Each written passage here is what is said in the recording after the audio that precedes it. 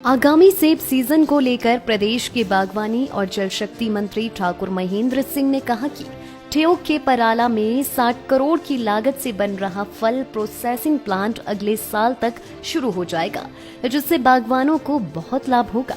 वीरवार को प्लांट के निर्माण कार्य का निरीक्षण करने पराला पहुंचे महेंद्र सिंह ने बताया कि सरकार इस प्लांट को इसी साल शुरू करना चाहती थी, लेकिन कोविड के कारण इसके लिए विदेशों से मशीनरी आदि मंगवाने में रुकावट आने के कारण अब इसे अगले साल स्थापित कर दिया जाएगा।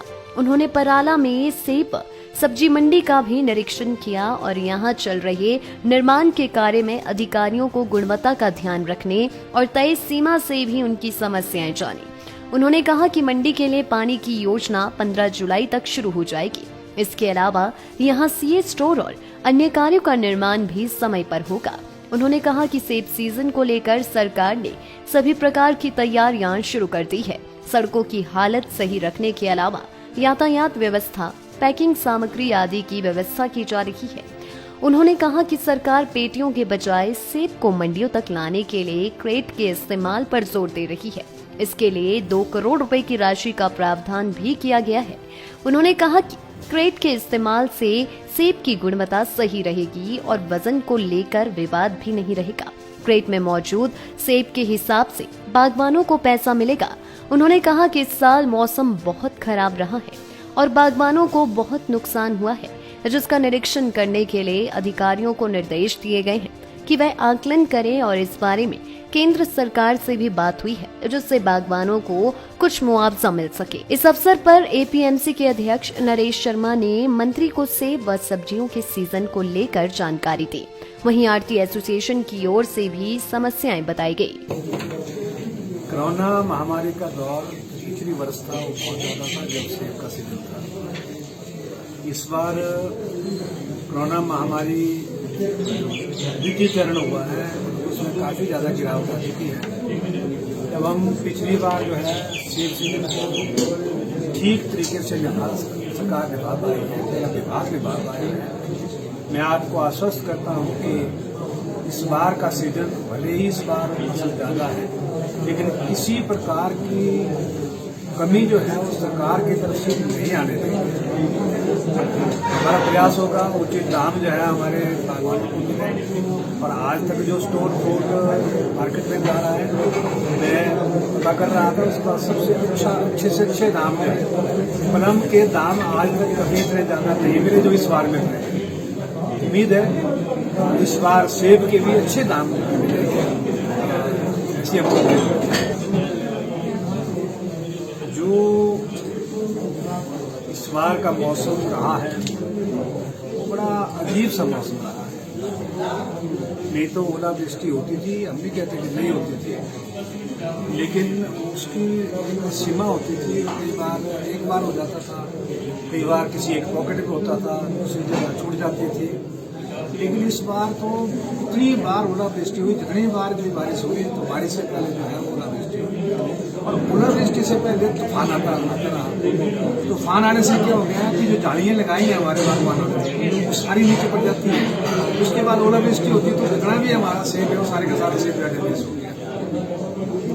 इसके साथ साथ जो 7,500 की हाइट से ऊपर के हमारे बगीचे हैं, वहाँ जो कभी नहीं होता था वो इस बार नया मौसम ने ऐसा परिवर्तन लिया कि वहाँ पर बर्फ पड़ गई, और बर्फ भी थोड़ी नहीं पड़ी, कहीं 1-8 इंच पड़ी होती तब भी था। 5-5 इंच बर्फ पड़ी। मैं खुद बागवान में, मेरा बगीचा 8,500 की आई, 5 इंच बर्फ पड़ी। उसी के हुआ कि जो वहाँ पर नेट लगाई गई थी, बर्फ जो है नेट पे जैसे गोंद चिपकता है वैसे चिपक गया। सारी की सारी जाली जो है पेड़ों को बैठ गई, बहुत पेड़ जो है उसे डैमेज हो गया। ओलावृष्टि को लेकर के, तूफान को लेकर के, बर्फबारी को लेकर के हमने पूरे प्रदेश के अंदर जहाँ जहाँ बागवानों का नुकसान हुआ है, हमने कमेटी का गठन किया अपने विभाग के अधिकारियों के माध्यम से। उनकी रिपोर्ट आई है लगभग 254 करोड़ जो पहली कमेटी थी। उसके बाद भी ओलावृष्टि हुई, उसका भी हम जायजा ले रहे हैं। हमने भारत सरकार से भी इस बात को उठाया है कि इस बार बहुत बड़ा नुकसान हुआ है, जो भी बेस्ट पॉसिबल होगा सरकार वर्तमान सरकार के साथ मिलकर के क्या हम बेस्ट पॉसिबल कर सकते हैं करने की कोशिश करते हैं। सर, इसको अगर ऐड कर लेते फसल बीमा में भी तो तब भी बागवानों को फायदा मिल जाता, क्योंकि किस्त तो वैसे ही कट जाती है बैंकों से। फसल बीमा योजना एक बड़ा नाटक सा हुआ है, एक ऐसा नाटक हुआ है मेरी समझ में नहीं आया। मैं 3 वर्ष से लगातार लगा रहा कि ये है क्या, इसकी इन्फॉर्मेशन क्यों नहीं आप मेरे तक पहुंचा रहे हैं। तो जब वो इन्फॉर्मेशन इस बार विधानसभा के बीच में आई तो उससे लगा कि बैंक वाले हैं और जो कंपनियां हैं उनकी आपस में एक मिली भगत है। उनकी मिली भगत की वजह से बागवानों को पता ही नहीं है जिन बागवानों ने लोन लिया है कि हमारे लोन से हमारी जो इंश्योरेंस की किस्त है वो अपने तौर पे करती रहती है। जब उनको मुआवजा देने की बात आती है तो वो मुआवजा हमको नहीं दिया जाता। मैंने विधानसभा के अंदर भी कहा है, मैंने पिछले प्रेस कॉन्फ्रेंस में भी कहा है, आज भी कह रहा हूँ। हमने कहा है कि अगर इसकी आवश्यकता पड़ेगी तो हम भारत सरकार की किसी बड़ी एजेंसी से भी इसकी इन्वेस्टिगेशन कराने की तरफ बढ़ेगा। एक बात मैं आपसे शेयर करना चाहूँगा, आप क्या चाहते हैं? अगर आप ऐसा चाहते हैं कि हमारा SMS, हमारा HDO, हमारा HEO जो दवाई की दुकानों में बैठ करके दवाई बेचे, जिनको हम 1-1 लाख 1.5 लाख तनख्वाह देते हैं, हम उनको लालाने बनाना चाहते हैं।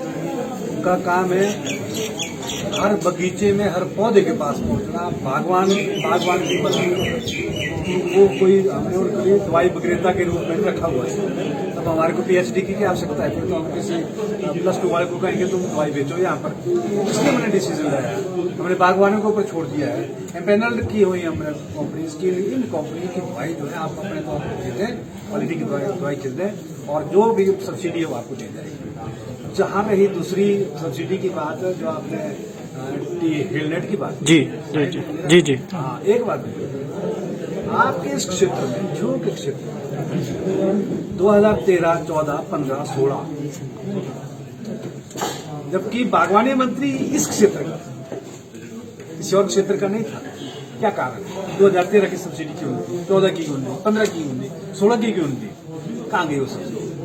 एक अपने आप में एक प्रश्नवाचक है। वो सब्सिडी गई तो गई कहाँ?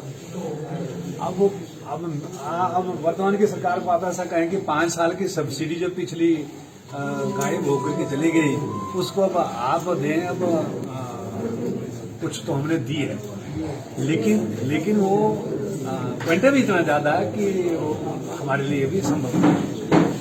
लाइफ टाइम्स टीवी के लिए ठेउक से सुरेश की रिपोर्ट। हिमाचल के सबसे बड़ी ऑटो डीलरशिप गोयल मोटर्स में नौकरी करने का सुनहरा अवसर।